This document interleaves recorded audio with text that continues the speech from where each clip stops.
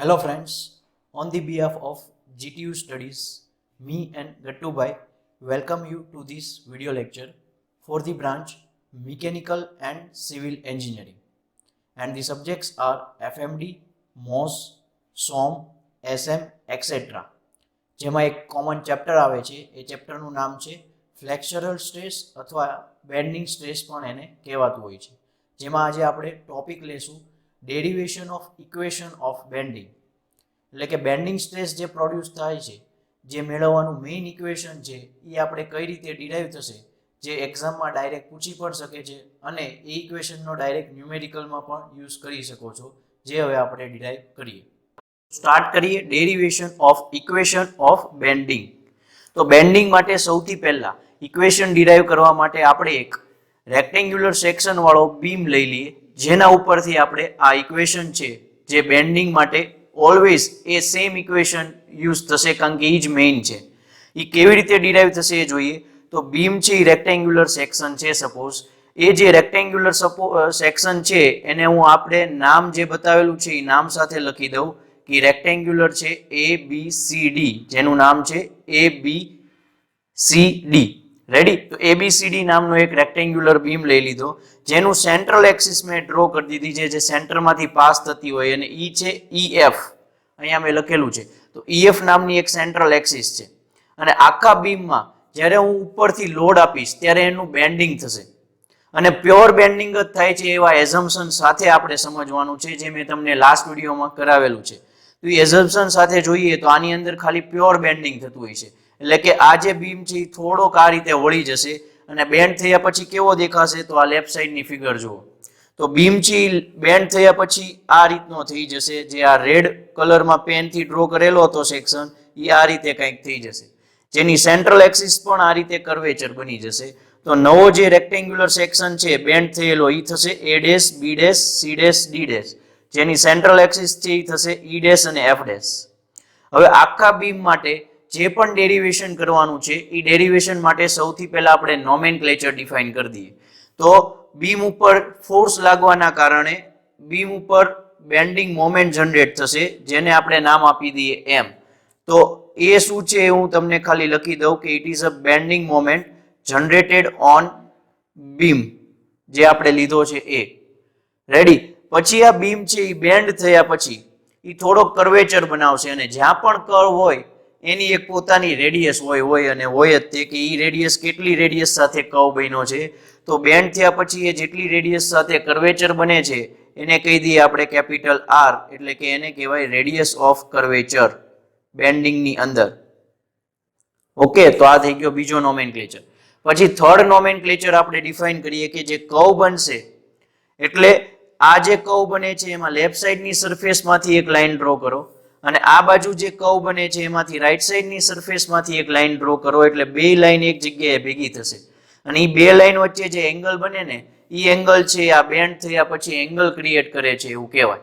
એટલે જે થીટા છે એ થીટા કોનાથી કવર થાય છે, જે બીમ બેન્ડ થઈ ગયો એનાથી કવર થાય છે, એટલે એવું કહી શકાય કે angle subtended by the beam. એટલે કે એંગલ જે કવર થાય છે બીમનું બેન્ડિંગ થયા પછી એને કહેવાય angle subtended by the beam. યાદ રાખજો, ખાલી વર્ડ છે એ યાદ રહે કે ન રહે, થીટા ક્યાં આવે છે અને કઈ રીતે છે એ ખાલી તમારે ફોકસ કરવાનું છે. રેડી?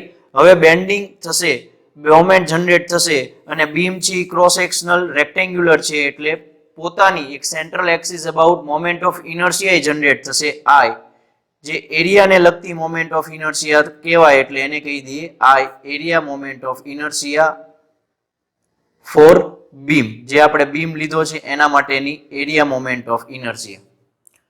પછી આ જે સેન્ટ્રલ એક્સિસ છે એ સેન્ટ્રલ એક્સિસ છે એ EF છે. હવે આપણે ટોટલ જે ડેરિવેશન કરવું હોય તો એ ટોટલ ડેરિવેશન કરવા માટે આની ઉપર સ્ટ્રેસ જનરેટ થશે, કારણ કે આના ઉપર ફોર્સ જે લાગશે એમાં એ બેન્ડિંગને સૌથી પહેલા તો રેઝિસ્ટ કરશે. તો એ જે બીમ બેન્ડિંગની અંદર સ્ટ્રેસ જનરેટ થાય, જેને આપણે બેન્ડિંગ સ્ટ્રેસ કહીએ છીએ, એટલે એને હું નામ આપી દઉં સિગ્મા કાં તો ખાલી સિગ્મા બી, અને એનું નામ શું થશે, ખાલી બેન્ડિંગ માટેનો છે એટલે કે બેન્ડિંગ સ્ટ્રેસ. ખાલી સિગ્મા કહી શકો અને સિગ્મા બી કહી શકો. તો આ નોમેનક્લેચર થયા. ઓકે, પછી હવે આપણે આખા બોડી માટે ટોટલ મેઇન ઇક્વેશન ડિરાઈવ કરવું છે, પણ એઝ યુઝ્યુઅલ જે કરીએ છીએ એ પ્રમાણે આખા બોડી માટે ડાયરેક્ટ નહીં મળે, એટલે બોડીની અંદર આપણે એક નાની એવી રેક્ટેન્ગ્યુલર સ્ટ્રીપ લઈ લઈએ. રેક્ટેન્ગ્યુલર આખા સેક્શનની અંદર નાની એવી રેક્ટેન્ગ્યુલર સ્ટ્રીપ લઈ લઈએ. એ સ્ટ્રીપને મેં નામ આપી દીધું છે PQ. સ્ટ્રીપને નામ શું આપી દીધું છે? PQ. સોરી, અહીંયા ડેશ થઈ ગયું છે. PQ નામ છે સ્ટ્રીપનું. ઓકે, તો સ્ટ્રીપ એવી તે રેક્ટેન્ગ્યુલર સેક્શનમાં છે. હવે આ બેન્ડિંગ થયું બીમનું, એટલે આખો બીમ જે છે એનું નામ શું થઈ ગયું? A dash, B dash, C dash, D dash. એની જે એક્સિસ હતી EF, ઈ કેવી બની ગઈ? નવી E ડેશ F ડેશ. તો એવી જ રીતે એક્સિસ ઉપર આપણે જે સેક્શન લીધો રેક્ટેન્ગ્યુલર સ્ટ્રીપ PQ નામની, ઈ અહીંયા નવી સ્ટ્રીપ મળી ગઈ બેન્ડ થયેલી P ડેશ Q ડેશ નામની. એટલે આપણને એક નવી સ્ટ્રીપ મળી P ડેશ Q ડેશ કરીને. તો આપણે આ જે સ્ટ્રીપ લીધું છે જેનાથી આપણે આખું ઇક્વેશનનું ડેરિવેશન કરી લેશું, એના માટે આપણે થોડાક નોમેનક્લેચર ડિફાઇન કરી દઈએ. તો એ નોમેનક્લેચર માટે પહેલા તો આ સ્ટ્રીપનો જે એરિયા છે એ કેટલો છે? DA જેટલો છે. એટલે અહીંયા હું લખી નાખું એરિયા ઓફ સ્મોલ સ્ટ્રીપ, જે આપણે સમજવા માટે કન્સિડર કરેલી છે. હવે એ સ્ટ્રીપ છે એ હું એક્સિસ થી કેટલા ડિસ્ટન્સે લઈશ? કારણ કે એક્સિસ ઉપર જ હોય અને એક્સિસ ની સાવ મેક્સિમમ ડિસ્ટન્સ હોય, એટલે કે આ ટોપ સરફેસ અથવા તો નીચેની બાજુ મેક્સિમમ સરફેસ હોય, બોટમ સરફેસ, તો આ સ્ટ્રીપનું બેન્ડિંગ છે અલગ અલગ પ્રમાણે થશે. જો એક્ઝેક્ટ એક્સિસ ઉપર હોય ને તો સ્ટ્રીપ ભલે દેખાય કર્વેચર, પણ એની લેન્થમાં કોઈ ચેન્જ નહીં થાય, કારણ કે નો ઈ કમ્પ્રેશનમાં હોય, નો ઈ ટેન્શનમાં હોય. કારણ કે આપણે લાસ્ટ વિડીયો ફરીવાર એના માટે જોવો પડશે. એમાં ન્યુટ્રલ લેયર ઓર ન્યુટ્રલ એક્સિસ ડિફાઇન કર્યું હતું, જે આ છે. તો આ જે એક્સિસ હોય ને, નો એના ઉપર કમ્પ્રેશન પ્રોડ્યુસ થાય, નો એની ઉપર ટેન્શન, એટલે એની લેન્થમાં કોઈ જાતનો ચેન્જ ન થાય. એટલે સ્ટ્રીપ તમે ક્યાં લ્યો છો એ અગત્યનું છે, ઇમ્પોર્ટન્ટ છે. એટલે સ્ટ્રીપ અત્યારે મેં એવું એઝ્યુમ કરી લીધું કે y ડિસ્ટન્સે છે. કેટલા ડિસ્ટન્સે છે? તો સ્ટ્રીપ જે મેં લીધી છે એ સ્ટ્રીપનું ડિસ્ટન્સ ક્યાંથી? To the neutral axis. સ્ટ્રીપનું ડિસ્ટન્સ છે ક્યાંથી? ન્યુટ્રલ એક્સિસ થી. અને ડિસ્ટન્સ અહીંયા મેં લખવાનું રહી ગયું એટલે બ્રેકેટમાં લખી દઉં, ડિસ્ટન્સ છે. ઓકે, હવે પહેલા સ્ટ્રીપની લેન્થ કેટલી હતી? સ્ટ્રીપની લેન્થ કેટલી હતી બિફોર બેન્ડિંગ? તો એ આપણે લખી દઈએ, length of strip before bending. Bending થયા પહેલા સ્ટ્રીપની લેન્થ કેટલી હતી? તો એ અહીંયા સેક્શનમાં જ હોય, એટલે એને હું કહી દઉં PQ જેટલી. બરોબર. હવે PQ એટલે રેક્ટેન્ગ્યુલર સ્ટ્રીપ જ હતી, તો PQ ની જે લેન્થ થઈ EF જેટલી જ થાય. EF જેટલી જ PQ ની લેન્થ થાય, કારણ કે બધા રેક્ટેન્ગ્યુલર સેક્શન છે, બેન્ડ થયું નથી. એટલે એવું હું કહી શકું કે PQ છે એ કોના જેટલી હતું? EF જેટલું જ હતું. રેડી? ઓકે, હવે આપણે બેન્ડ થયા પછી સ્ટ્રીપની લેન્થ કેવી થઈ જશે એ જોઈએ. તો લેન્થ જે છે સ્ટ્રીપની એ આપણે કન્સિડર કરીએ હવે આફ્ટર બેન્ડિંગ. બેન્ડિંગ થયા પછી સ્ટ્રીપની લેન્થ છે એ કાં તો વધી જાય કાં તો ઘટી જાય. એ કોના ઉપર ડિપેન્ડ થાય? જો એક્સિસ કરતા ઉપર હશે તો ઘટી જશે, અને એક્સિસ કરતા નીચે લીધી હોય તો વધી જશે, કારણ કે એક્સિસ ઉપર કમ્પ્રેશન લાગુ પડે અને એક્સિસ નીચે ટેન્શન લાગુ પડે. એટલે length of strip after bending થઈ જશે P dash Q dash. Done એટલું? તો આટલા નોમેનક્લેચર મેં ડિફાઇન કર્યા, તમને વ્યવસ્થિત ફિગર પણ ડ્રો કરીને આપી છે. હવે આપણે એના ઉપરથી થોડુંક રિલેશન પ્રૂવ કરવામાં આગળ વધીએ. ફિગર દેખાડતો જઈશ અને રિલેશન પણ કહેતો જઈશ. તો સૌથી પહેલા બિફોર બેન્ડિંગ એની લેન્થ કેટલી હતી? PQ, અને આફ્ટર બેન્ડિંગ એની લેન્થ થઈ ગઈ P ડેશ Q ડેશ. એટલે કે લેન્થમાં ચેન્જ આવ્યો. શેમાં ચેન્જ આવ્યો? લેન્થની અંદર ચેન્જ આવે છે, અને લેન્થમાં કે કોઈ પણ ડાયમેન્શનમાં ચેન્જ આવે એટલે ત્યાં શું પ્રોડ્યુસ થાય? આપણે ફર્સ્ટ ચેપ્ટર ભણી ગયા, સ્ટડી કરી ગયા એ પ્રમાણે સ્ટ્રેઇન. સ્ટ્રેઇન એટલે change in length upon original length. તો અહીંયા લેન્થમાં ચેન્જ આવવાના કારણે બીમના સેક્શનમાં શું આવશે? પ્રોડ્યુસ થશે સ્ટ્રેઇન પ્રોડ્યુસ થશે, જેનો સિમ્બોલ શું આપતા હતા? એપ્સિલોન. તો અહીંયા એપ્સિલોન ઇઝ ઇક્વલ ટુ શું થશે? એની ડેફિનેશન પ્રમાણે પહેલા ડેફિનેશન લખી દઉં, change in length upon original length. તો આપણે અત્યારે કોની વાત કરીએ છીએ? સ્ટ્રીપની વાત કરીએ છીએ. તો સ્ટ્રીપની ઓરિજિનલ લેન્થ કેટલી હતી? પહેલા મૂકી દઉં નીચે, PQ જેટલી. એની લેન્થમાં ચેન્જ કેટલો આવ્યો? તો કે પહેલા છે PQ જેટલી હતી, પછી P ડેશ Q ડેશ જેટલી હતી. એટલે પહેલા જે લેન્થ હતી એમાંથી બીજી જે લેન્થ નવી મળે છે માઇનસ કરી દો, એટલે આટલો ચેન્જ આવ્યો હોય છે લેન્થમાં, સ્ટ્રીપની લેન્થમાં. એટલે PQ minus P dash Q dash upon PQ એ થઈ ગયો સ્ટ્રીપની ઉપર પ્રોડ્યુસ થતો સ્ટ્રેઇન. હવે આની મારે વેલ્યુ મૂકવી છે, તો એનું કેલ્ક્યુલેશન હું તમને સાઈડમાં બતાવું કે PQ એટલે કેટલું થાય? તો PQ એટલે થાય EF જેટલું જ તે જે મેં હમણાં તમને ડિફાઇન કરી દીધું. યાદ રાખજો આપણે PQ ફાઇન્ડ કરવો છે જે હવે ફિગરનો યુઝ કરીએ. PQ ફાઇન્ડ કરવો છે જે ખરેખર કેટલું થાય EF જેટલું. અને હવે આપણે આની ઉપર જઈએ. E ડેશ F ડેશ અહીં ફોકસ કરો. E ડેશ F ડેશ જે શું હતી બીમની એક્સિસ હતી જે અત્યારે કર્વેચર શેપમાં છે અને કોઈ પણ કર્વની લેન્થ પહેલા તો તમને બેઝિક બેકગ્રાઉન્ડ યાદ કરાવી દઉં કે લેન્થ ઓફ આર્ક આજે E ડેશ F છે એક પ્રકારની આર્ક જ થઈ ગઈ અને આર્કની લેન્થ કેટલી આવે આર્કની લેન્થ જે તમે ડિપ્લોમામાં અથવા સ્કૂલમાં સ્ટડી કરી ગયા છો કે ચાપની લંબાઈ અથવા કે લેન્થ ઓફ આર્ક તો એ જે રેડિયસ બનાવતી હોય આર્ક અને જે એંગલ કવર કરતી હોય એ બેના મલ્ટિપ્લિકેશન જેટલી આવે.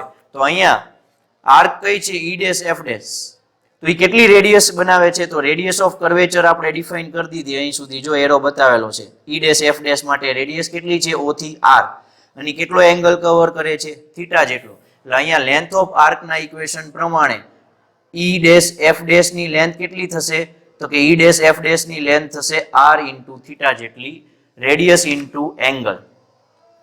અને આની પહેલાનો જે વિડીયો હતો જેમાં મેં કીધું હતું કે ન્યુટ્રલ એક્સિસ કે ન્યુટ્રલ લેયર હોય એની લેન્થમાં કોઈ જાતનો ચેન્જ થશે નહીં બેન્ડિંગની અંદર.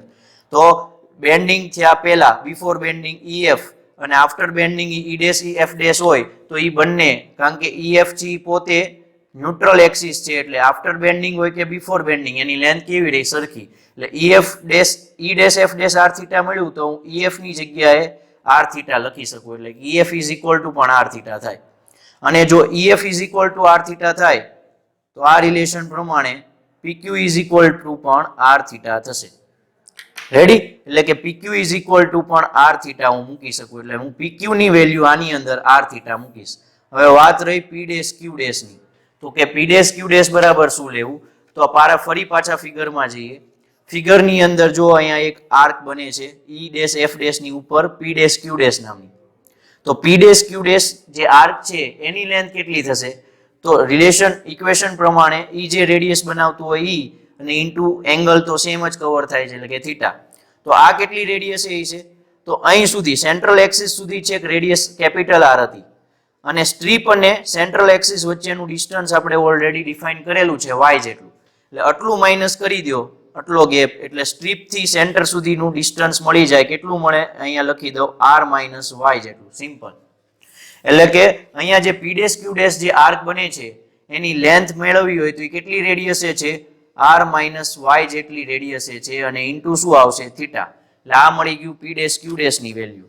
તો બસ હવે આપણે PQ અને P ડેશ Q ડેશ ની વેલ્યુ આમાં મૂકીએ એટલે epsilon is equal two R theta minus R minus y into theta upon PQ એટલે ફરી પાછું R થીટા.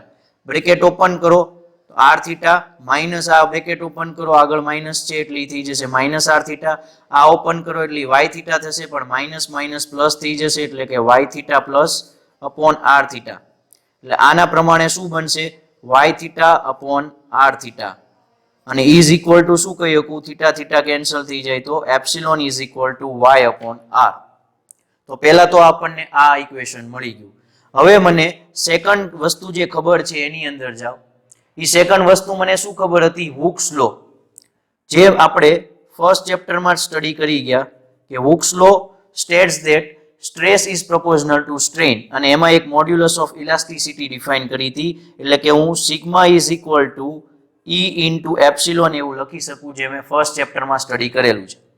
તો આના પ્રમાણે એપ્સિલોન એટલે શું થાય સિગ્મા અપોન E. તો આના પ્રમાણે epsilon upon sigma upon E થાય અને આપણે અત્યારે જે મેળવ્યું epsilon is equal two y upon R છે. તો આ બંનેને હવે કમ્પેર કરો અને એ બંનેને કમ્પેર કરીને તમે શું લખી શકો આ બંને ઉપરથી epsilon is equal two y upon R અને epsilon is equal to sigma upon E એટલે હું આવું લખી શકું sigma upon E is equal two y upon R જે આપણે મેઇન ઇક્વેશન મેળવવાનું છે એનો પહેલો ભાગ મળી ગયો એને કહી દઈએ ઇક્વેશન નંબર 1. ઓકે તો આ એક યાદ રાખજો અત્યારે આ પહેલો પાર્ટ પૂરો. હવે આની અંદર હું તમને એમ કહું કે સિગ્માને સબ્જેક્ટ બનાવવાનો છે તો હું હવે સિગ્માને ખાલી સબ્જેક્ટ બનાવું આટલું જ યાદ રાખવાનું છે. આ હવે વધારાનું સમજવા માટે છે કે સિગ્માને સબ્જેક્ટ બનાવું તો E ક્યાં હોવું જોઈએ રાઈટ સાઈડ ઉપર એટલે અહીંયા થઈ જશે E by capital R into y અને આના ઉપરથી એવું કહી શકું કે capital is the modulus of elasticity depend on material. એટલે જ્યારે મટીરિયલ સિલેક્ટ થઈ જાય પછી ઈ કોઈ દી નહીં ફરે. રેડિયસ ઓફ કર્વેચર, એકવાર બીમ બેન્ડ થઈ ગયા પછી રેડિયસ ઓફ કર્વેચર એ નહીં ફરે. તો એવું કહી શકાય કે જે સ્ટ્રેસ પ્રોડ્યુસ થશે sigma bending stress A directly proportional two what why. એટલે કે એક્સિસ થી જે સેન્ટ્રલ એક્સિસ થી ડિસ્ટન્સ મેં લીધેલું છે સ્ટ્રીપનું ઈ વાય છે. તો સેન્ટ્રલ એક્સિસ થી જે ડિસ્ટન્સ લેતા જાઓ વાય, ઈ વાય ધીમે ધીમે ડિસ્ટન્સ વધારતા જાવ એમ સિગ્મા વધતો જશે. એટલે બેન્ડિંગ સ્ટ્રેસ છે ને એ વાય વધારે હોય એમ વધારે મળશે. હવે ન્યુટ્રલ એક્સિસ એ વાય કેટલો હોય? તો ન્યુટ્રલ એક્સિસ થી તે ડિસ્ટન્સ છે અને ન્યુટ્રલ એક્સિસ ઉપર જ તમે સ્ટ્રીપ લ્યો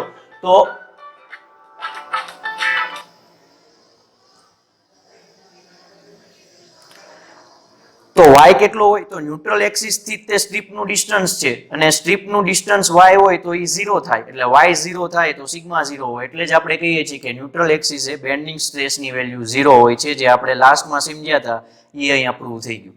હવે આપણે અત્યારે એને સાઈડમાં રાખીએ અને આપણે હવે આગળનું કેલ્ક્યુલેશન કરીએ. તો આગળનું કેલ્ક્યુલેશન શું આવે છે? તો હવે ફરી પાછા આ સેક્શનની અંદર જઈએ. આની ઉપર આપણે ફોર્સ લગાડીએ છીએ એટલે શું પ્રોડ્યુસ થાય છે? મોમેન્ટ. તો આપણે મોમેન્ટ ફાઇન્ડ કરવાની પ્રોસેસ કરીએ. તો મોમેન્ટ આખા બોડી માટે સપોઝ m મળતી હોય. કોની માટે? આખા બોડી માટે. પણ આપણે અત્યારે સ્ટાર્ટિંગમાં ખાલી સ્ટ્રીપ માટે કેટલી મોમેન્ટ મળશે ઈ ફાઇન્ડ કરીએ.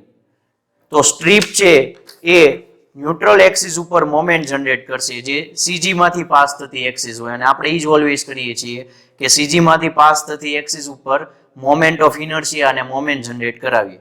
તો સ્ટ્રીપ ઉપર ફોર્સ જે લાગતો હોય ઈ ફોર્સ આ એક્સિસ ઉપર મોમેન્ટ જનરેટ કરે. તો સ્ટ્રીપ ઉપર ફોર્સ કેટલો લાગતો હોય છે? તો આપણે એની પહેલા બેન્ડિંગ સ્ટ્રેસ અથવા ખાલી સ્ટ્રેસની જે ડેફિનેશન હતી ઈ સમજીએ કે સ્ટ્રેસ ઇઝ ઇક્વલ ટુ શું થાય? Force upon cross sectional area. અહીંયાથી તો સબ્જેક્ટ શરૂ થાય જેમાં સ્ટ્રેસની મેઇન ડેફિનેશન આવે. એટલે કે stress is equal two force upon area. તો આના ઉપરથી એવું કહી શકું કે ફોર્સ ઇઝ ઇક્વલ ટુ શું થાય? Stress into area. તો આ ઇક્વેશનનો યુઝ કરો અને હવે સ્ટ્રીપમાં લાગુ પાડો. તો સ્ટ્રીપમાં લાગતો ફોર્સ કેટલો હોય? તો આખા બોડીનો ફોર્સ F હોય તો સ્ટ્રીપ ઉપર લાગતો ફોર્સ DF થાય. સ્ટ્રીપ ઉપર સ્ટ્રેસ લાગે એ આખા બોડીમાં જે લાગતું હોય જ હોય સિગ્મા. અને એનો એરિયા છે આપણે કેટલો લીધો? તો DA જેટલો. એટલે સ્ટ્રીપ ઉપર લાગતો force DF is equal to sigma into D છે, DA છે એવું કહી શકાય. અને આ સ્ટ્રીપના કારણે એક્સિસ ઉપર મોમેન્ટ જનરેટ થશે. Moment at axis or neutral axis or neutral layer. તો એ કેટલી થાય? તો આ સ્ટ્રીપ ઉપર લાગતો ફોર્સ છે અને સ્ટ્રીપ અને એક્સિસ વચ્ચે ડિસ્ટન્સ કેટલું છે? સ્ટ્રીપ અને એક્સિસ વચ્ચે ડિસ્ટન્સ કેટલું છે? વર્ટિકલ ડિસ્ટન્સ y જેટલું. અને આ ફોર્સ છે કેવો લાગતો હોય છે? હોરિઝોન્ટલ ડાયરેક્શનમાં લાગતો હોય છે સ્ટ્રીપ ઉપર.